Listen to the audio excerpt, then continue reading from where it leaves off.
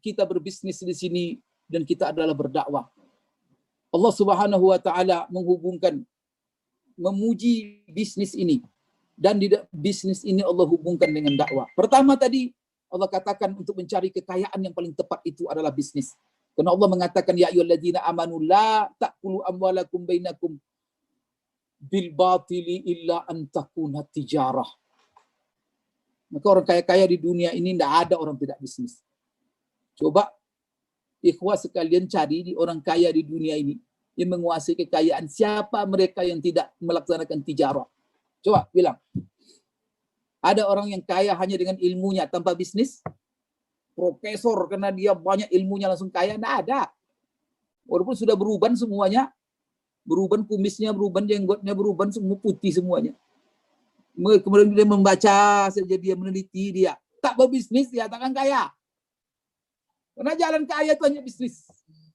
Nah, kemudian juga ikhwah sekalian, di dalam Al-Quran Allah memuji orang yang punya karakter bisnis.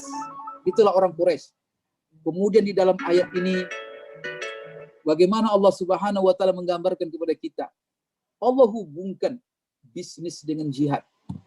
Allah hubungkan bisnis dengan iman. Allah hubungkan ikhwah sekalian bisnis dengan pengampunan dosa. Allah hubungkan bisnis dengan apa? Bisnis dengan surga.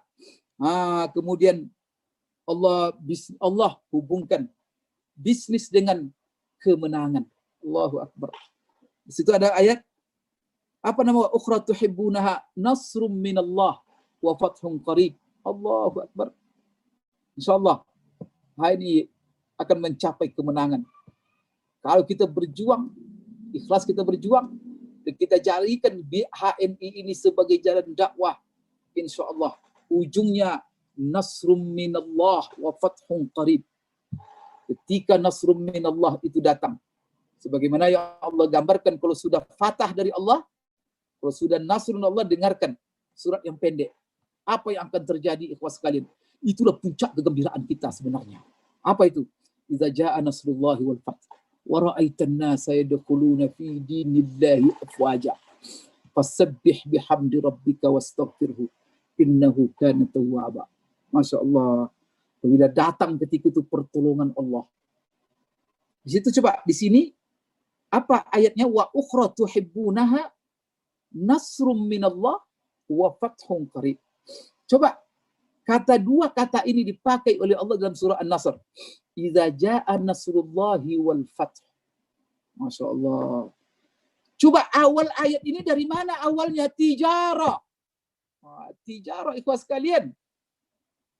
Tapi tijarah yang bagaimana? Tijarah yang mana di situ? Tu'minuna billah. Tijarah yang didasarkan kepada iman kepada Allah. Tijarah yang digunakan untuk apa? Wa tujahiduna fi sabilillah. Yang mana tijarah itu kita gunakan untuk jalan perjuangan kita dalam menegakkan agama Allah. Kita mau nasrun minallah, mau fathun qarib. Fathun qarib. Kemenangan itu dekat. Tapi ingat, jalannya tijarah. Mungkin sebagian ikhwah melihat bahwa jalannya politik, Ustaz. Berat politik ikhwah sekalian. Berat. Maka perjuangan kita sudah berpuluh-puluh tahun di politik ini semenjak Khilafah Utsmaniyah bubar, ya kan? Perjuangan politik yang sudah diusahakan oleh umat Islam di mana-mana, tapi mental. Tapi kita tak akan berhenti. Perjuangan itu, semua perjuangan dari seluruh lini harus kita isi. Karena Islam itu sagarat, kata Rasulullah SAW. Islam itu adalah pintu-pintu. Yang mana setiap kalian harus mengambil bagian di pintu mana kalian berdiri. Itu menegakkan Islam. Kalian berdiri di pendidikan. Kalian berdiri di dakwah, tausiah, di tausiah. Kalian berdiri di artinya di seluruh lini. Pemerintahan, di sisi politik. Islam sagarat, pintu Islam ini banyak sekali. Dan itu harus diisi oleh pejuang-pejuang. Supaya apa? Islam itu mewarnai seluruh lini kehidupan manusia dan mengisi seluruh lini kehidupan manusia untuk ditunjukkan kepada dunia bahwa Islam itu adalah rahmatan lil alamin. Salah satu syarat Islam yang besar itu adalah bisnis. Bisnis harus dipegang oleh umat Islam. Kalau tidak, ngapain ikhwas sekalian? Rasulullah Shallallahu Alaihi Wasallam mendidik sahabat Rasulullah. Siapa yang di antara kita mengatakan bahwa sahabat Rasulullah itu bukan dai, bukan pendakwah? Siapa yang mengatakan Abu Bakar itu bukan dai? La ilaha illallah. Dai yang terhebat setelah Rasulullah itu adalah Abu Bakar. Dai yang terhebat setelah Rasulullah adalah Umar. Dai yang terhebat setelah Rasulullah adalah Utsman. Tapi siapa yang mengatakan bahwa Umar, Abu Bakar itu ceramah aja kerjanya setiap hari? Siapa yang mengatakan atau yang bisa membuktikan kepada saya bahwa selama Abu Bakar dengan Rasulullah dia ngisi ceramah saja kerjanya dari pagi sampai pagi? Mulai dari kuliah subuh, kuliah duha, kemudian Abu Bakar kuliah menjelang zuhur, setelah itu kuliah setelah zuhur, setelah itu kuliah asar, kuliah maghrib, setelah itu tabligh akbar. Mana ada Abu Bakar tabligh akbar? La ilaha illallah. Di mana Abu Bakar sehari-hari? Kemudian ikhwas sekalian, apakah dia selalu bersama Rasulullah? Ngikuti Rasulullah kemana pergi? Rasulullah tidak membiarkan sahabatnya hanya dengan dia terus. Tidak. Rasulullah arahkan. Ada sahabat-sahabat yang dibiarkan oleh Rasulullah selalu mengikuti dia. Tapi potensinya potensi. Memang potensi untuk mengikuti dia. Karena potensi dia adalah penghafal sunnah Rasulullah SAW. Seperti Abu Hurairah, seperti Abdullah bin Umar, seperti Abdullah bin Abbas. Karena ini adalah orang-orang yang dicetak Rasulullah menjadi kepakaran dalam bidang keilmuan. Maka mereka bersama. Tapi Abu Bakar. Tapi siapa mengatakan bahwa Ibnu Abbas lebih hebat dari Abu Bakar? Tidak. Saya mengatakan bahwa Abdullah bin Mas'ud lebih hebat dari Abu Bakar dari sisi keilmuan? Tidak. Bahkan Rasulullah mengatakan, a'lamu ummati Abu Bakar. Umatku yang paling alim adalah Abu Bakar. Maka kalau kita terjemahkan lagi, umatku yang paling dai, artinya yang paling hebat dalam berdakwah Abu Bakar. Jadi yang paling hebat berdakwah Abu Bakar. Sekarang di mana Abu Bakar sehari-hari? Bayangkan ya, di mana Abu Bakar sehari-hari? Jadi Abu Bakar bukan duduk. Maka sebabnya, kalau ada yang bertanya, kenapa hadis-hadis, cuma lihat di Sahih Bukhari. Sahih Bukhari itu kan ada, Bukhari di dalam Sahihnya itu menjelaskan seluruh sanadnya. Dari mana dia mendengar hadis Rasulullah sampai ke sahabatnya, sahabat Rasulullah. Siapa sahabat yang mendengar hadis itu dari Rasulullah? Sekarang saya mau tantang ikhwas sekalian. Berapa sebutan nama Abu Bakar cuma dalam Sahih Bukhari itu? Artinya apa? Berapa hadis yang diriwayatkan Abu Bukhari dalam Sahihnya dari Rasulullah lewat sahabat Abu Bakar? Artinya apa? Berapa hadis cuma lewat Abu Bakar? Maka Abu Bakar itu terkenal sahabat yang sedikit hanya menghafal hadis. Tetapi dia adalah sahabat yang paling dai. Dia yang paling hebat dakwanya. Dia yang paling alim. Dia yang paling apa? Apa profesi dia, ikhwas sekalian? Dia adalah seorang pebisnis. Yang menariknya ya, ikhwas sekalian membuktikan bahwa dia itu adalah seorang pebisnis. Bahwa ketika dia dilantik menjadi khalifah, jadi setelah Rasulullah wafat, sahabat sempat polemik. Rasulullah dikuburkan dulu atau dicari penggantinya. Sehingga tidak didudukkan dulu penggantinya baru kita makamkan Rasulullah SAW. Kemudian berkumpul sahabat di Bani Saqifah, Bani Sa'idah. Saqifah Bani Sa'idah. Karena kalau kita umroh ke Madinah, saya selalu tunjukkan di sini dulu. Sahabat-sahabat Ansar Muhajirin bermusyawarah mendudukkan Abu Bakar sebagai Khalifatul Rasulullah SAW. Maka di situ sahabat semuanya bermusyawarah. Kemudian mereka sepakat menunjuk Abu Bakar sebagai khalifah. Hari ini dilantik Abu Bakar menjadi khalifah. Tanggung jawab khalifah itu besar. Dia harus memperhatikan umat, mengontrol umat, kemudian mensejahterakan umat, menjaga keamanan umat, kemudian menjaga persatuan kesatuan, menjaga agama, semuanya itu tanggung jawab dia. Agamanya, ekonominya, pendidikannya, keamanannya, semua kesejahteraannya. Itu adalah tanggung jawab daripada khalifah. Maka Abu Bakar Siddiq, hari ini dia lantik, besok dia memikul barang ke pasar. Bayangkan khalifah. Baru dinobatkan hari ini jadi khalifah, besok dia mengangkat barang ke pasar dagang. Untung dia ketemu ketika itu dengan Umar di jalan. Bertemu dengan Umar. Umar mengatakan, "Ya Khalifatul Rasulillah, kamu kemana?" Umar, saya melaksanakan pekerjaan saya sehari-hari, yaitu berdagang.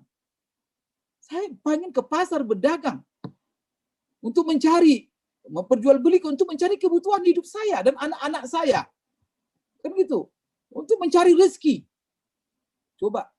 Setelah nanti jadi khalifah pun dia masih berdagang. Bayangkan. Artinya apa? Itulah kerja Abu Bakar. Sampai setelah khalifah pun dia berdagang. Dan Abu Bakar itulah da'i yang paling ulung. Kerja sehari-hari dagang. Kemudian dia itu adalah orang paling alim. Kerjanya dagang. Dia orang paling zuhud. Kerjanya dagang. Dan dia orang paling kaya. Dia paling qana'ah. Tidak ada sifat-sifat yang baik yang lengket dengan Rasulullah SAW, kecuali setelah orang yang pertama yang paling hebat dalam sifat itu adalah Rasulullah. Setelah itu yang terbaik adalah Abu Bakar. Apa pekerjaannya, ikhwas sekalian? Bisnis. Aisyah, ketika dia ditanya oleh sahabat setelah meninggalnya Rasulullah SAW, karena ada kesan orang bahwa sahabat-sahabat Rasulullah SAW itu, ikhwas sekalian, terkesan selama Rasulullah hidup, jangan-jangan mereka duduk aja mengelilingi Rasulullah dari pagi sampai tidur. Lalu Aisyah menceritakan kepada mereka, tidak. Sahabat Rasulullah ketika hidup bersama Rasulullah, mereka terdiri dari dua golongan. Segolongan di antara mereka itu adalah kaum-kaum muhajirin, disebut muhajirin, yaitu mereka-mereka yang datang hijrah ke Madinah, dari luar Madinah, dari Mekah dan lainnya. Kemudian yang kedua dikenal adalah sahabat-sahabat Ansor. Maka selama hidup Rasulullah di Madinah ini, bagaimana kehidupan orang Ansor, kehidupan orang muhajirin. Sedangkan untuk orang-orang muhajirin, kata Aisyah, mereka kesehari-harian mereka itu mereka berada di pasar. Mengapain mereka di pasar? Bukan duduk-duduk di pasar. Tidak, tapi mereka di pasar melakukan perdagangan, bisnis. Kemudian bukan hanya di pasar. Kadang Abu Bakar di zaman Rasulullah SAW. Rasulullah SAW kadang-kadang butuh Abu Bakar. Abu Bakar tidak ada di Madinah. Kenapa? Karena dia lagi melakukan perjalanan dagang ke Syam untuk mengambil dan mencari barang-barang, untuk mendatangkan barang-barang. Ikhwas sekalian, begitu juga Umar, apalagi Utsman. Utsman dengan cerita dagangnya yang luar biasa yang tidak bisa diingkari oleh setiap orang. Dan mereka adalah sahabat-sahabat unggul. Dan mereka adalah da'i-da'i ulung Rasulullah SAW. Dan mereka adalah da'i-da'i yang luar biasa di dalam Islam ini. Profesi inti mereka, keseharian mereka dagang. Artinya apa? Mungkin Bapak Ibu sekalian, dagang itu tidak menjadi sarana dakwah bagi mereka-mereka itu, Bapak Ibu sekalian.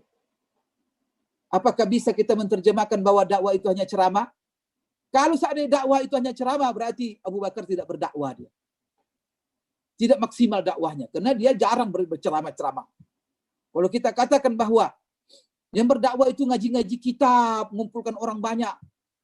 Mana Umar ngaji kitab? Karena kitab memang belum ada. Buat tabligh akbar di sana. Tapi mereka siang harinya mereka sibuk di pasar. Tiba waktu sholat mereka datang. Selesai sholat mereka kembali ke pasar. Menjelang waktu sholat mereka datang lagi. Sampai begitu menjelang maghrib. Mereka maghrib, nanti maghrib, setelah itu maghrib isya. Kemudian setelah isya mereka tidur istirahat. Begitulah kehidupan mereka sehari-hari. Jadi Rasulullah SAW coba. Rasulullah sendiri. Saya tantang ikhwas sekalian. Siapa di antara kita yang bisa memeriksa Sahih Bukhari, kitab-kitab hadis itu? Itu hadis-hadis yang sebanyak itu. Ribuan hadis yang diriwayatkan dari Rasulullah SAW. Coba berapa hadis itu yang sekian ribu, bahkan bilangannya mungkin sebagian ulama mengumpulkan di dalam buku-buku mereka sampai 100.000 hadis seperti Musnad Imam Ahmad, puluhan ribu. Coba kalau kita periksa berapa banyak hadis itu yang disampaikan Rasulullah SAW di masjid, atau dalam bahasa kita dalam tabligh akbar atau pengajian. Coba kalau kita periksa hadis-hadis itu. Umpamanya di mana Rasul sampaikan hadis ini? Innamal a'malu binniyat, di mana Rasul sampaikan? Ketika Rasulullah mengatakan min husni islamil mar'i tarkuhu ma la ya'ni. Itu di mana Rasulullah sampaikan? Man kana yu'minu billahi wal yawmil akhir falyukrim jarahu. Di mana Rasulullah sampaikan? Kalau kita periksa satu-satu, berapa yang Rasulullah sampaikan di masjid? Berapa yang Rasulullah sampaikan di pasar? Berapa yang Rasulullah sampaikan di kebun? Berapa yang Rasulullah sampaikan dalam perjalanan jihad? Berapa yang Rasulullah sampaikan? Subhanallah, ketika dia menerima delegasi dalam, Masya Allah, mungkin kita akan dapatkan yang disampaikan dalam masjid hanya sedikit. Yang disampaikan dalam khutbah beliau ada berapa cuma. Jadi ikhwas sekalian, artinya apa? Bahwa Rasulullah SAW di lapangan. Maka salah satunya adalah pekerjaan bisnis. Ini yang ditekuni Rasulullah, ditekuni oleh para sahabat-sahabatnya.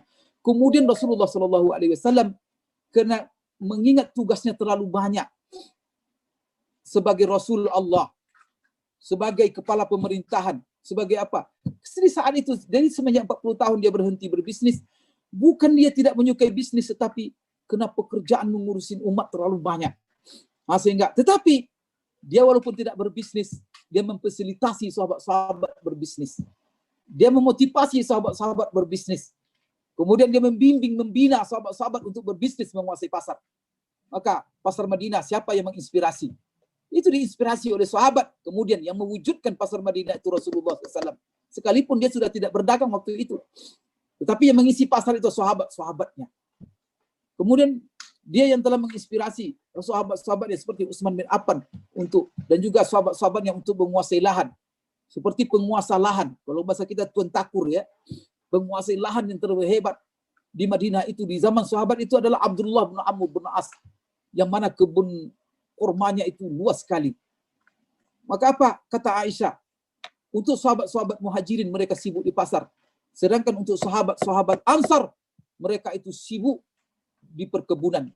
Artinya Rasul, siapa yang mengarahkan mereka ini? Dua potensi besar ini. Untuk menguasai dua instrumen ekonomi.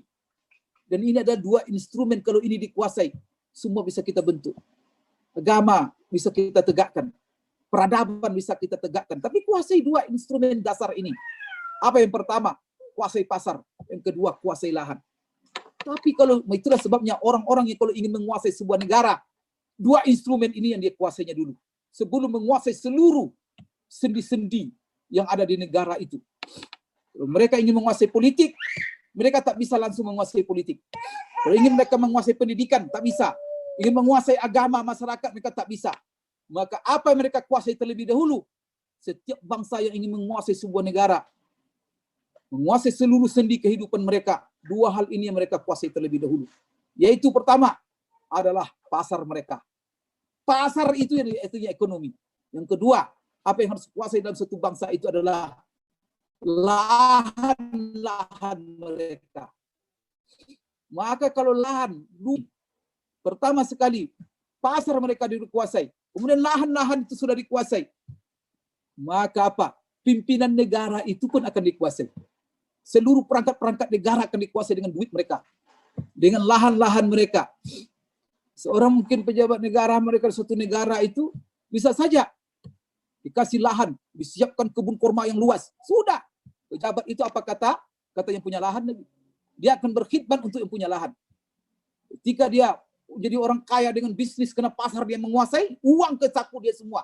Karena orang yang paling kaya itu adalah orang yang banyak duit, orang yang bisnis. Nah, kalau dia banyak kaya, maka semuanya dia beli. Bukan barang saja yang dia beli, bukan rumah yang dia beli, manusia pun dia beli. Jabatan-jabatan pun dia beli. Sampai di pengalaman di beberapa negara, sampai mendudukan jabatan-jabatan. Seperti di Amerika. Presiden Amerika itu kalau tidak ada seorang kapital yang menjamin ke orang kaya, susah, tak bisa duduk. Siapa yang dijamin oleh yang didudukan oleh orang paling kaya, dia akan duduk. Maka yang menentukan sampai siapa presiden, siapa ekonomi.